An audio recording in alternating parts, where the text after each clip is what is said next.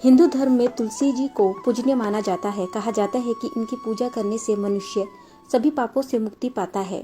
तुलसी माता को भगवान विष्णु की पत्नी माना जाता है। धार्मिक ग्रंथों में लिखा है कि तुलसी माँ माता लक्ष्मी की ही स्वरूप है। आइए जानते हैं कि क्यों तुलसी माँ की पूजा की जाती है। श्रीमद् देवी भागवत पुराण में देवी तुलसी की कथा बताई गई है, जिसके अनुसार भगवान शिव ने अपने तेज को समुद्र में फेंक दिया था। उससे एक महातेज प्रतापी बालक ने जन्म लिया। यह बालक आगे चलकर जालंधर के नाम से पराक्रमी दैत्य राजा बना। इसकी राजधानी का नाम जालंधर नगरी था।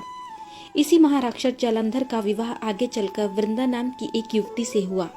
जालंधर महाराक्षस था।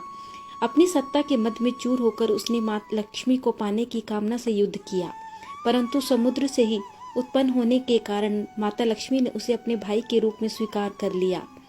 वहां से पराजित होकर वह देवी पार्वती को पाने की लालसा से कैलाश पर्वत पर गया और शिव का रूप धर वह मां पार्वती के समीप जाने लगा, परंतु पार्वती ने अपने योग बल से तुरंत ही उसे पहचान लिया और वे वहां से अंतर्ध्यान हो गई। क्रोधित होकर वह भगवान विष्णु के पास पहुंची और उन्हें सारी घटना बताई। महाराक्षस जालंधर अपनी पत्नी वृंदा की पतिव्रता के कारण ही शक्तिशाली बना था, जिसके कारण उसे मारना और पराजित करना असंभव था। इसीलिए जालंधर का नाश करने के लिए वृंदा के पतिव्रत धर्म को भंग करना बहुत जरूरी था। इसी कारण भगवान विष्णु ऋषि का वेश धारण कर वन में जहाँ पहुंचे, जहाँ वृंदा अकेली भ्रमण कर रही थी। भगवान विष्णु के साथ उस समय 2 मायावी राक्षस भी थे, जिन्हें देखकर वृंदा भयभीत हो गई। ऋषि ने वृंदा के सामने पल भर में ही दोनों को भस्म कर दिया। उनकी शक्ति देखकर वृंदा ने कैलाश पर्वत पर महादेव के साथ युद्ध कर रहे अपने पति जालंधर के बारे में पूछा। ऋषि ने अपने माया जाल से 2 वानर प्रकट किए। एक वानर के हाथ में जालंधर का सिर था और दूसरे के हाथ में धड़।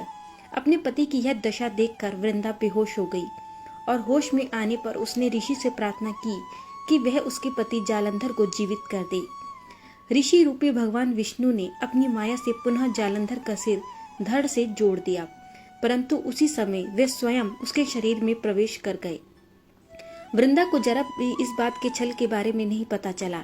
जालंधर बने भगवान के साथ वृंदा उन्हें अपना पति समझकर पतिव्रता का व्यवहार करने लगी, जिससे उसका सतीत्व भंग हो गया। ऐसा होते ही वृंदा का पति जालंधर युद्ध में हार गया।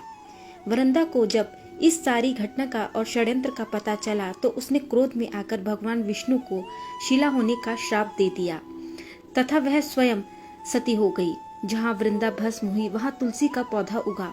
भगवान विष्णु ने वृंदा से कहा कि हे वृंदा, तुम अपने सतीत्व के कारण मुझे लक्ष्मी से भी अधिक प्रिय हो गई हो। अब तुम तुलसी के रूप में सदा मेरे साथ रहोगी और जो मनुष्य भी मेरे शालिग्राम रूप के साथ तुलसी का विवाह करेगा उसे इस लोक व परलोक में यश प्राप्त होगा। इसी कारण जिस घर में तुलसी होती है वहाँ के दूत, यम के दूत भी असमय नहीं आ सकते। गंगा व नर्मदा के जल में स्नान व तुलसी का पूजन बराबर माना जाता है।